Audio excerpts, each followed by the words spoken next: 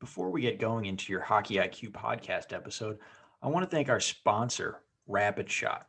Rapid Shot is the smart shooting lane. It's like a batting cage for hockey players. Very cool. Tracks your shot in three ways: accuracy, shot speed, and reaction time. Easy to use. Actually, I used it when I played and was growing up. Very easy. Simply scan your phone in, select your settings, and start shooting. You can see your stats on the app and online.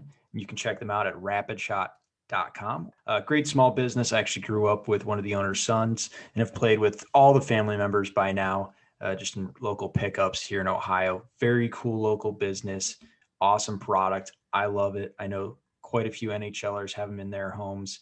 A lot of D1 programs have it at their rinks. So you have to check this out.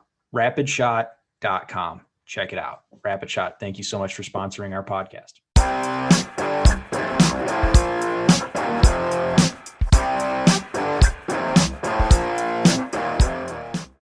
On the Hockey IQ podcast today, we bring on Nathan Lara. Guy is a G, absolute wonder kid in the analytics sphere. Super happy to bring you on, Nathan. How are you? Yeah, I'm doing really well. Thanks for having me on. I'm super proud and happy to be on the pod. Oh, proud. I don't know. Maybe it's more infamous than anything. I'm not sure, but we'll find out. So let's get straight into it and start with your exploits. You did win the CBJ hack data competition. So maybe let us know what you found out and why you're a winner. Yeah, that was a really sick time, and it was a super cool opportunity. So I guess we should start with some backup on what was going on. And it was like, I think Sport Logic released all this event data. So passes, shots, blocks, and like where the pass was made, where it was going to, and a bunch of situations for the American Hockey League. And they pretty much said, like, we're going to have this competition. Yeah, we're going to give you the data. You're going to come up with a project on your own. And like, we're going to have a competition and the best project wins. And so what I did is I went to the power play passing data. And here they have like information on every pass, like where it was made, where it went, some other information on, like, I think if it was like an elevated pass, if the passer was being like pressured, or if the receiver was being pressured. And it's all time stamped, so you can kind of like sequence these passes together and take like one pass and say like it was made before the second one, and you can collect pass sequences. And that's what I did. And I took all of these pass sequences that happened before shots occurred, and I like clustered them to try and find common pass sequences that we were seeing in the AHL like power play data. And then the idea was, from those clusters, look at like the XG numbers and the shot numbers and the average goals on them, and try and make like some bigger conclusions about the sorts of passes that are valuable and power play movement and power plays in general, I guess. So why do you think they chose you as the best project there? Like, what were your findings, and why do you think it's valuable? Yeah, so the findings were really cool, and they were it was like validation of some stuff that people had been saying already for a couple of years in the hockey analytics community. And also, I think a little bit of an extra layer of nuance validated by data that we necessarily didn't have before. So for a long time, a big thing that like Ryan Stimson, who's like one of the legends in the hockey analytics community, has been saying is like, we need to get like passes behind the red line and like behind the net. And what I found in my analysis was like, yeah, that's like a lot of these passing sequences that go behind the red line end up being like really good high quality chances. So that's definitely like yes, this is like totally like true to even the AHL level. And then also some stuff about like stretching out teams. So, like passing it back to the point to stretch out the defense and then passing it down. And now you've maybe opened up some more seams. And you can see that because like in the sequences we found, there were like passes from the point down to the flank that went like right to the middle, right to in front of the net or to the slot. And it was, I guess, those sorts of abstractions. And then from these like passing sequences, you could see like clear points where players were making passes from, and like patterns in general of like spots on the ice. So I took this and I said like, okay, I see all of these spots that are recurring and all of these like passes that are recurring in different sequences that are all valuable, and like tried to like abstract away from it like a more general way of like where you should position your players so that they're in these like spots to make successful sequences and better passes. And I came away with the box and one, and I presented that, and I hope it was kind of like this extra layer of like abstraction and thinking and like validation of past results. That was why I won. So that's why you won, because you figured out that the box plus one is better than the current 1-3-1.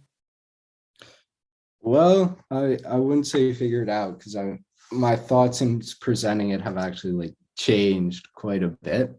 I think at the time I presented the box and one, and the thinking was like we have like these passes that are going like from where a player would line up in the box and one. So like it lined up almost really well with the passing locations and the sequences. And afterwards, someone from like one of the assistant coaches of the Blue Jackets at the time came up to me and he said like, yeah, like the box and one is really good for that if you can like freeze the penalty kill. But like once they adapt it, it can kind of leave your guys like frozen and there's not much you can do.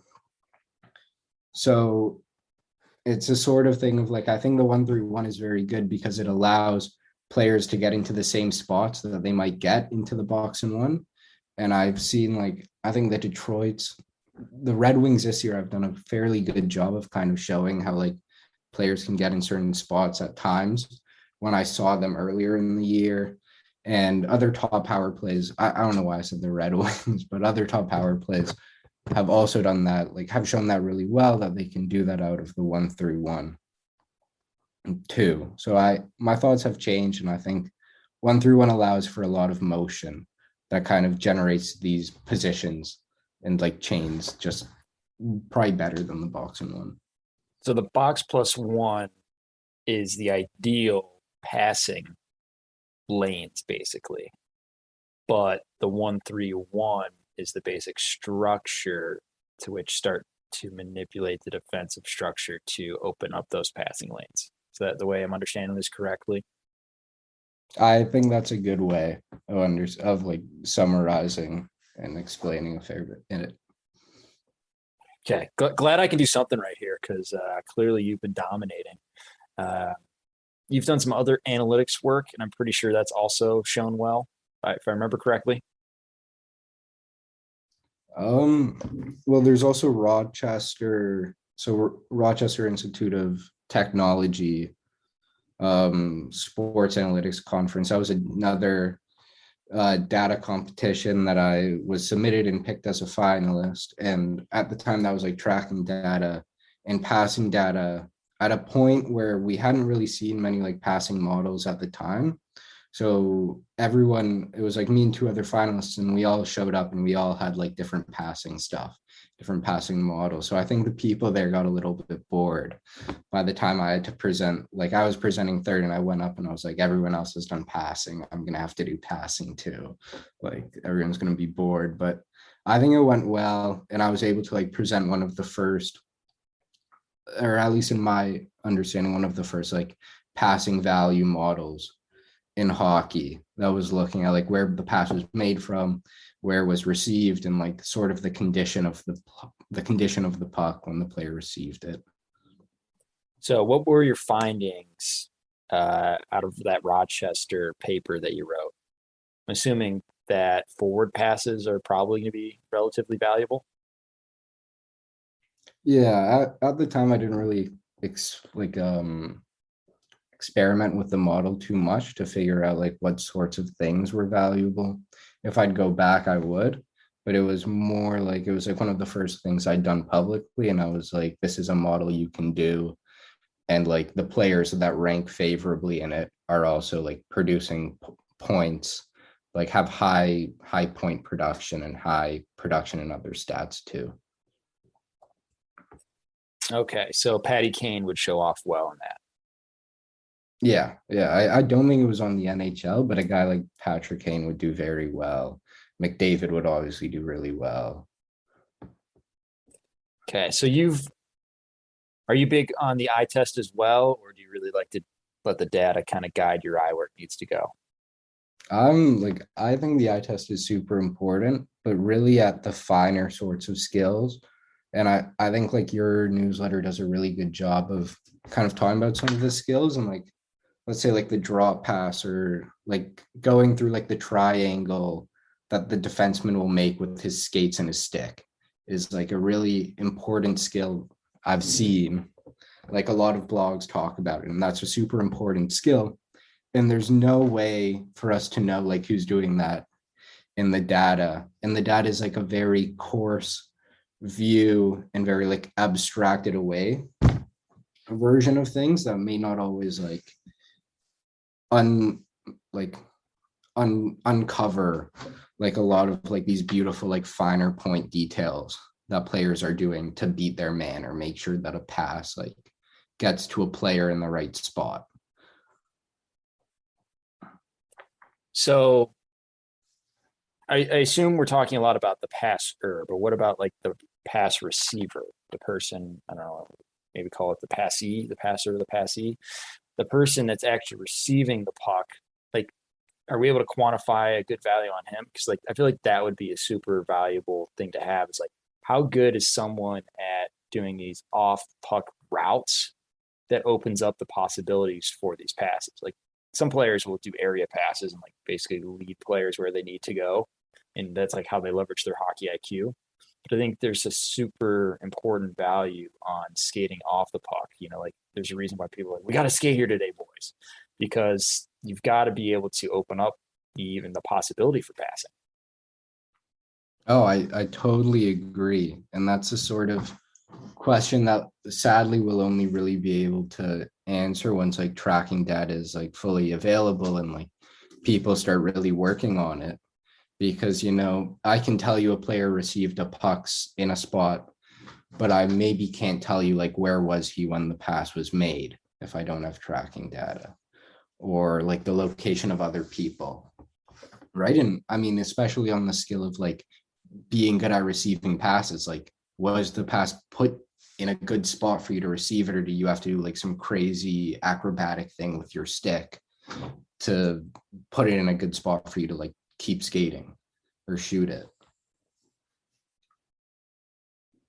Yeah, and like how do they shape the angles of the passing? Like their movement allowed for a large passing area, so they made it even easier on the person making the pass. Like I think there's some like that's where I want to get, but like you said, I think that you need some more tracking data to truly abstract that out. But maybe someone here who's listening can point us in the right direction.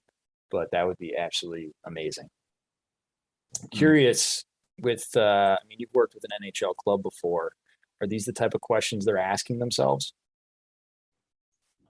So I was working with them I was looking at the tracking data that came out a while ago, and I think it's still very coarse and like it's not very refined yet. And it's a sort of thing that like you really need people who are like very good at SQL and databases and sort of like data management before you can even like really get to analyzing this data. And my understanding is a lot of teams don't have guys like that.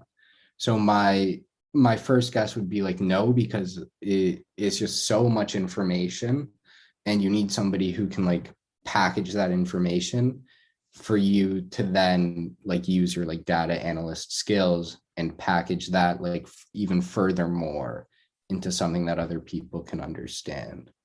So like while the player tracking is probably there on the private side, I would be pretty surprised if like people are working on it. I want to say Carolina actually, like a year or two ago, hired someone in that role that you just described. But I mean, they also have Eric Tulsky, so that doesn't surprise me one bit. Yeah, I think they did. That definitely rings a bell. And I mean, it's a super important role. I think it's just as crucial as having a good analyst themselves.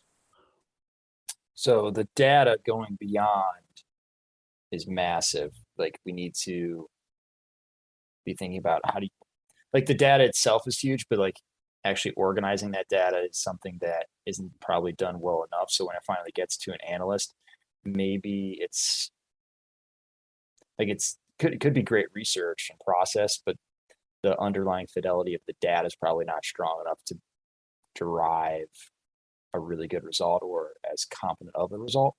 Does that sound about right? Well, I think if I understand the question properly, and you're asking like the quality of it or like the precision, Yeah, more so the precision and the confidence of how like good your data truly is. So like if you're doing research, it could be fantastic, but it's on terrible data compared to if you're doing terrible research, but it's on good data type. Like there's two inputs here, and we're having to be concerned about both, not just one or the other. yeah, but I mean, I think that's always an important concern, right? I think like a lot of stuff is like, even if it's the most like beautiful model, if you're putting garbage in, you're going to get garbage out. And I don't think I can really speak to the precision of the tracking data, but it's definitely like if you're putting garbage in, you're going to get garbage out. And at the same time, like just on the sheer quantity, I think like a good explanation for like video coaches is like if I can give you like a video of like every single event that's happened in like the NHL in the last 20 years, but they're all just kind of like in vague like numbers and like names. Right? Like it's going to be really hard for you to go through and answer a question I ask you about the videos. You're going to need somebody who like knows how to pull out the right videos for you. Excellent.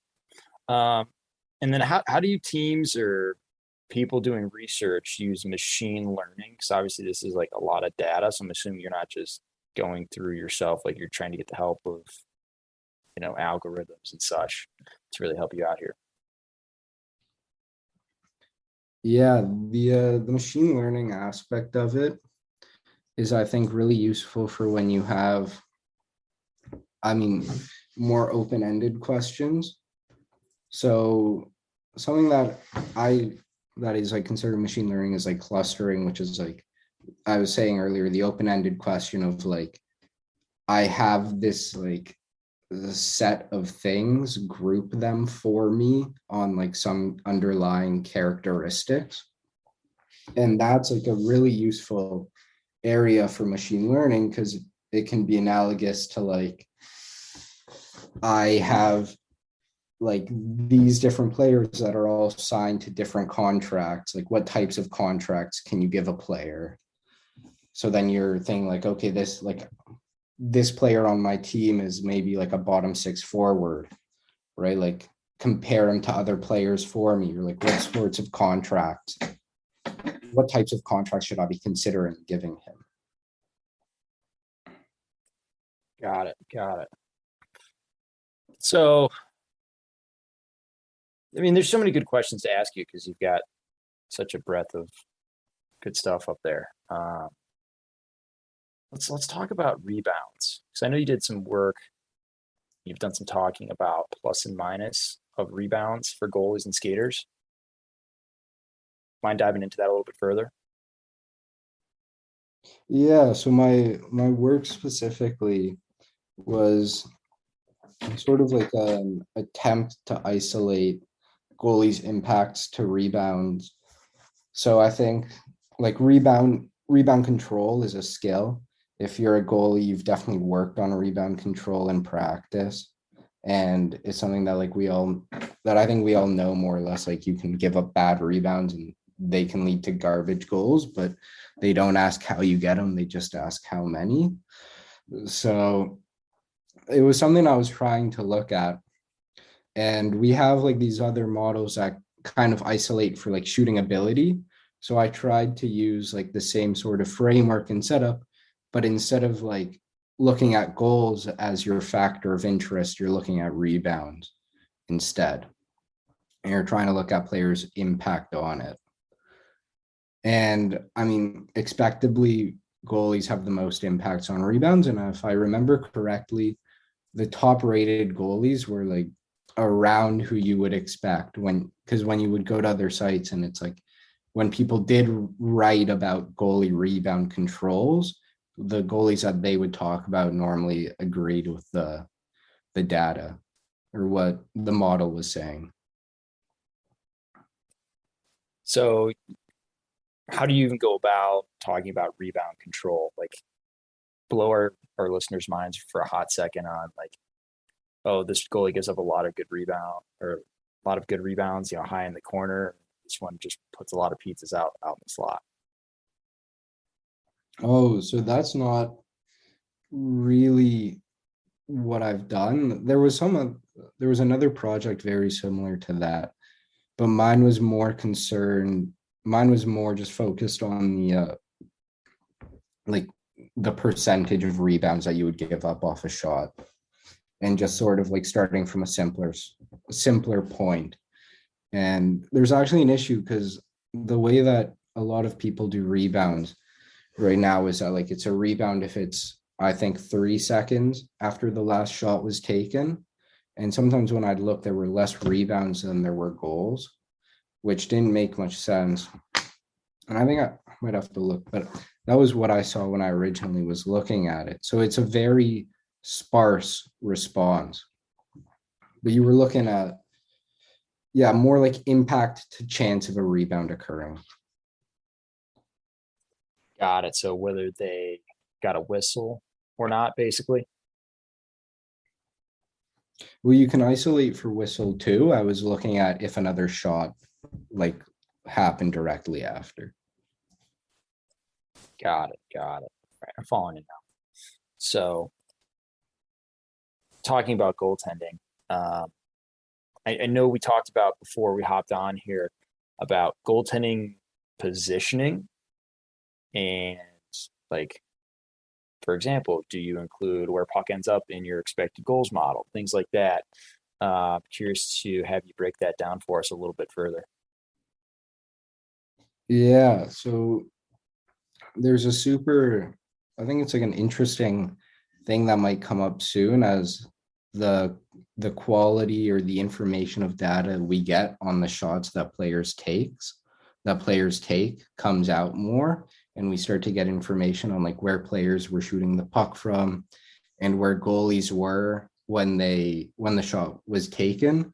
So I think like a good example right now is like Brady Tkachuk, who has like absolutely juiced expected goals numbers some seasons, and his goals don't really match up. And sometimes you'll see him and it's just like whacking rebound after rebound, like into the pads. And it's like, you're getting a lot of expected goals, but like I'm looking and I'm seeing that the goalie's right there. And like, you're right in front of the shot. So you're going to get a high XG, but it's not really the most like, it's not really the best chance. And if you were actually looking at it, you would see, or other examples too. But then you run into issues of like, if you include it, are you penalizing the teammate who in a different example, like made the pass to the shooter, because they have no influence over where the shot ends up.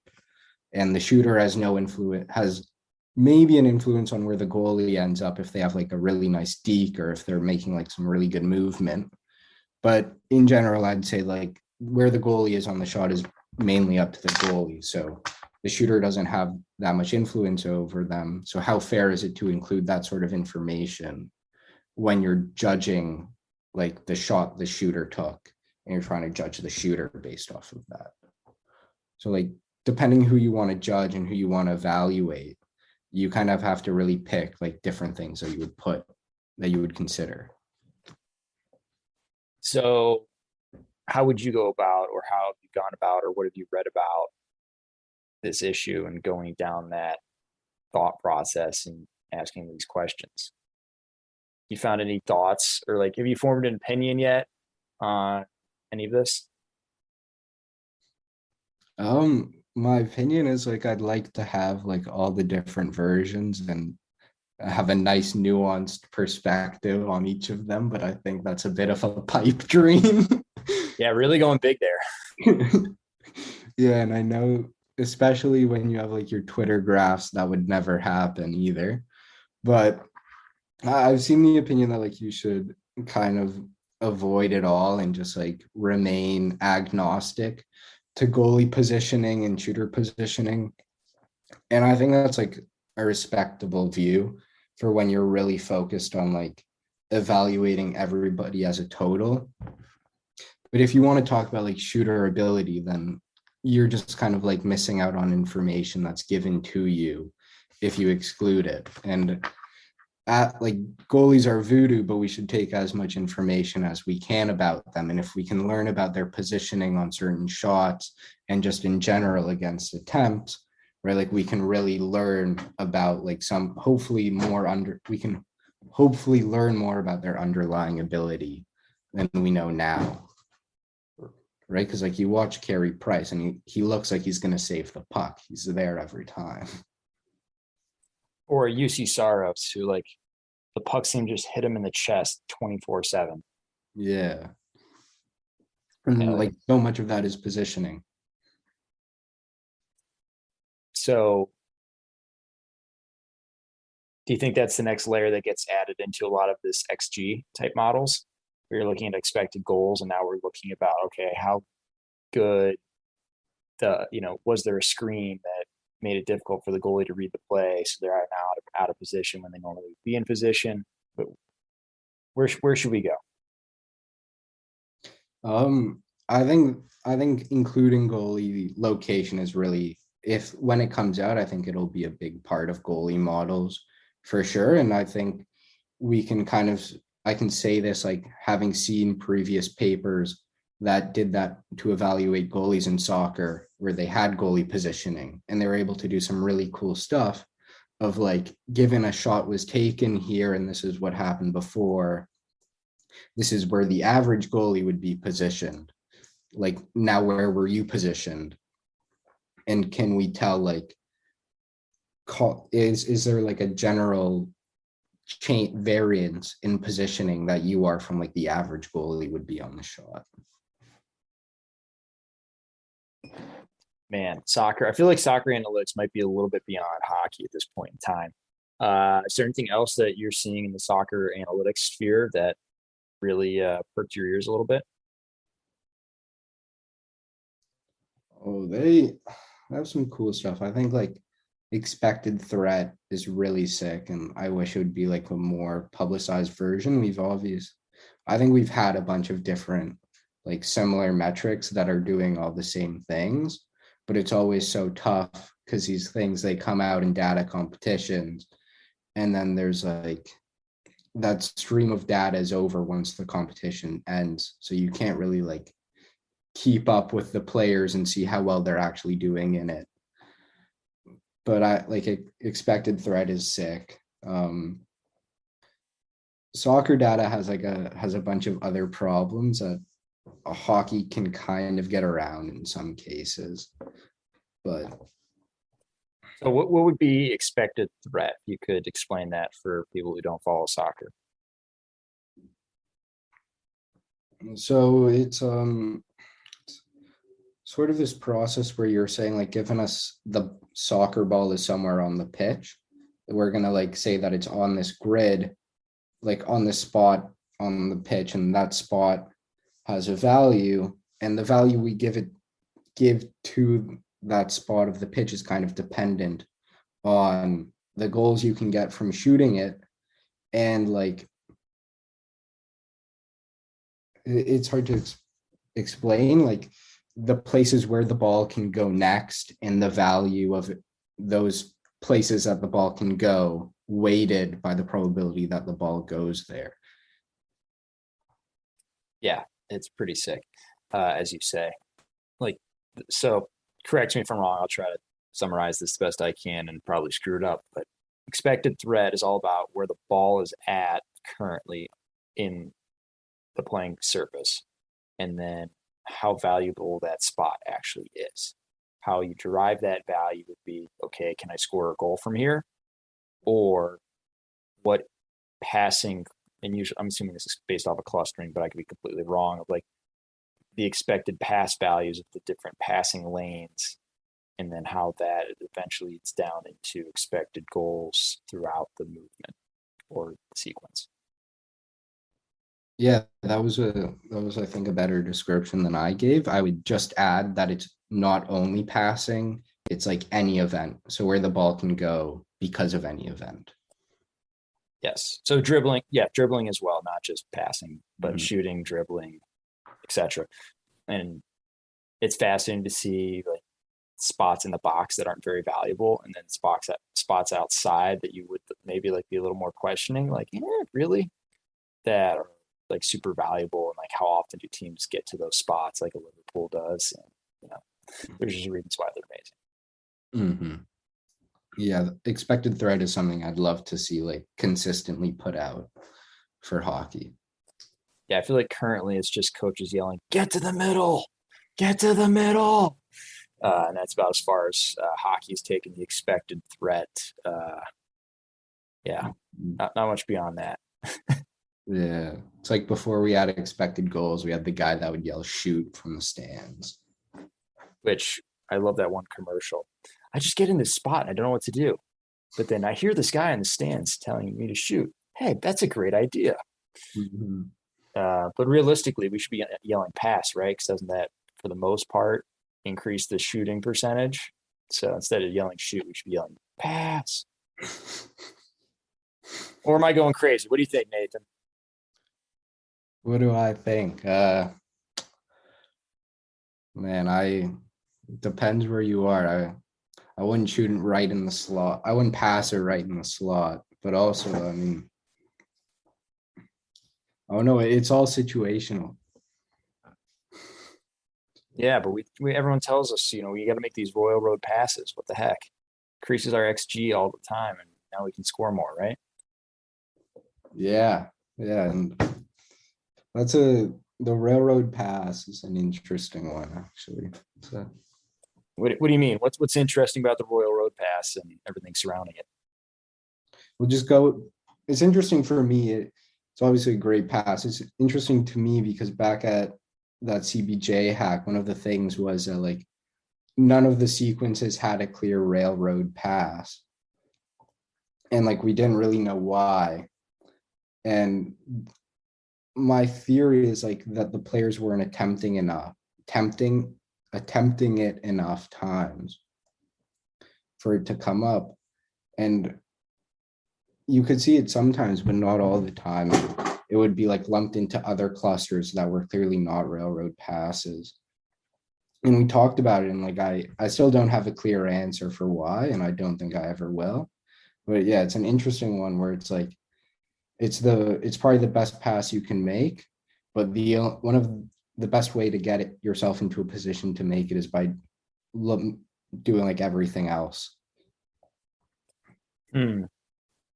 I would be curious to see if it also might be derived from the fact that icing is allowed on the special teams, because no player wants to be extra, I won't say aggressive is the right word, because obviously the defenders are even more so guarding the center ice, but you don't want to be that person who tries it, has a turnover. Now you got to skate all the way back, try a zone entry, another drop pass, kill another time off. And there might be a little component of playing it safe in that situation rather than trying to make those passes. You're looking for your middle guy, or like you have your set reads. Meanwhile, when you're making those Royal Road passes, usually it's a situation where you've got defense running or you're on a rush, things like that. Yeah, Definitely. And like I said, like I don't know why it was happening, but like if you think about when it's happening in the NHL, it is mainly happening in those rush situations and when like almost a lot of people are cleared from the offensive zone. Or if we look at like the Capitals, right, like they pretty much like their power play pretty much runs as like a 4-man unit, and they just have Ovi over on the side, like waiting for the railroad pass, right? And it works because it's like if you focus on Ovi, then there's a 4-on-3 on the other side of the ice, and that they'll burn you just as well.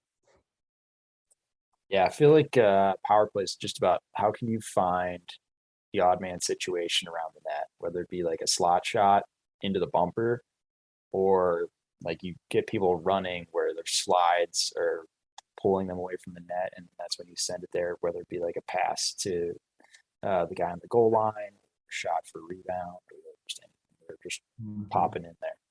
I feel like that's a pretty critical element there. Shot first mentality.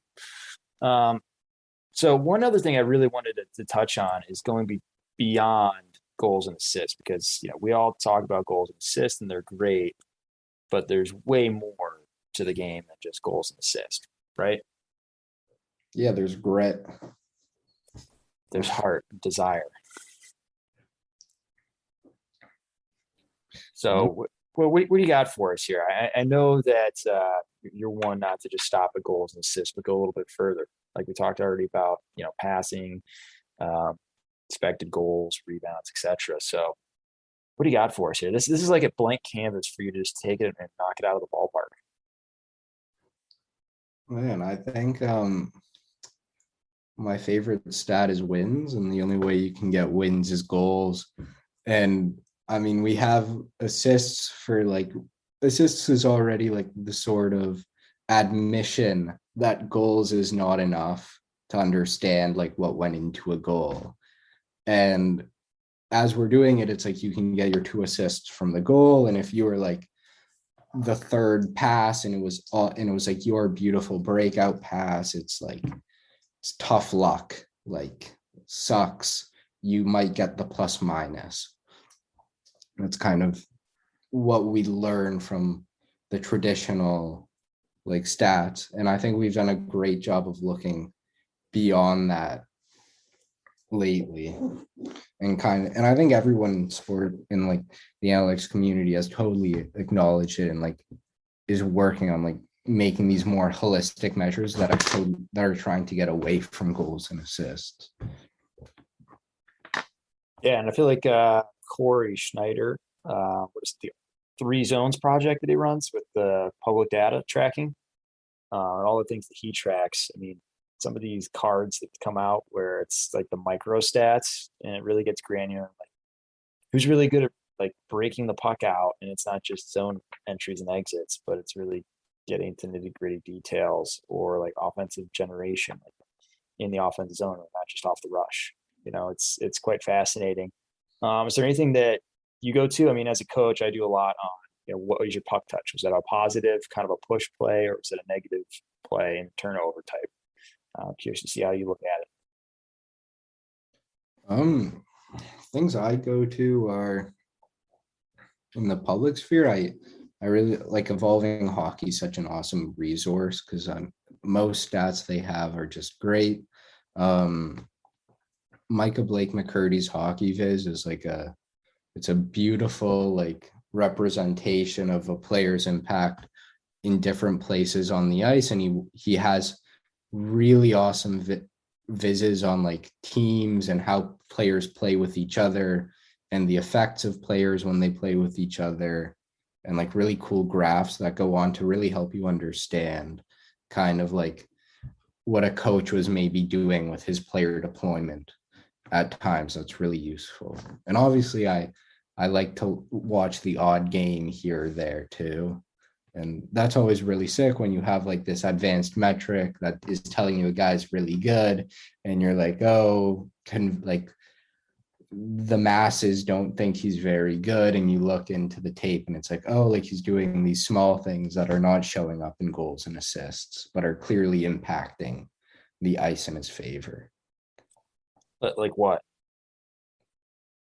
Man, the classic is like Nichushkin, right? I think that's a easy one where it's just like his defense and his ability to like stop pucks and turn them over and create these like fast chances. Like you can see it so clearly in the finals where he was just like creating turnovers that led into fast chances. And they didn't always like he got a fair amount of points, but often they didn't even end up being like his points, but it was his turnover, like his presence defensively that led to a turnover, that led to a quick rush chance against. That was a goal.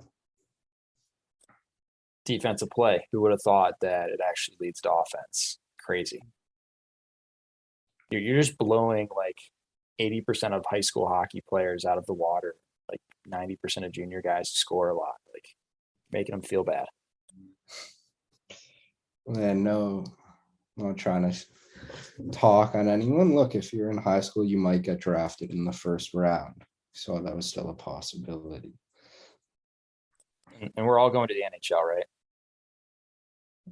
Yeah, I'm still eligible. So are you. I mean, you did go to the NHL technically, so you're an NHL alumnus at this point. That's what I'll tell people at the bar, I guess. Well, there aren't that few of those out in Vegas, so I think you'll be able to find one or two. Mm-hmm. Awesome. Well, Nathan, this is awesome having you on and getting nerdy today. So I want to say one, thank you. Two, give you an open floor. What do you want to talk about? Or just want to give some shout outs? Whatever you want to, it's yours. Oh man. I don't know if you're interested in hockey. Yeah, reach out, go to Hockey Graphs. They're an awesome website for all of these different blogs you can learn about. Go to Evolving Hockey to read about like advanced analytics. Hockey Viz, I already said they do awesome vizzes. I have my own website, Lara Analytics, where I've posted a couple of different blogs in the past. I'm looking to post some new things in the future. Can you give us any insight into those few things in the future? I'm not sure yet. We'll see if something comes to me. I feel like I've had things and they can't come to mind right now. I'm sorry. The international man of mystery, Nathan DeLara. Yes, sir. Yeah, I don't know. Donate to good causes too. So, Yeah, go support Corey and his public tracking so the rest of these analytics people can continue to have jobs like Mika, who's just amazing. exactly. And you know, obviously Nathan as well. You know, you're no slouch. No, Yeah. but really appreciate you coming on. Yeah, thank you. And on the topic of future things, I might look at some of the latest like data tracking data. We were talking about tracking data a lot today, and I know that they have some new stuff from the Data Bowl. So if anyone else is interested, it's all there on a GitHub. Last time I checked, go work on it. I might work on it too. Oh. He's throwing down the gauntlet saying, hey, try to beat me. I got you. No big deal.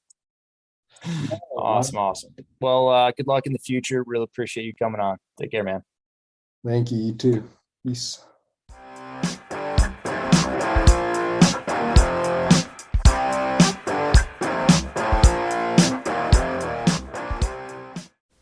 That concludes this week's episode. Thanks for joining us here at Hockey IQ.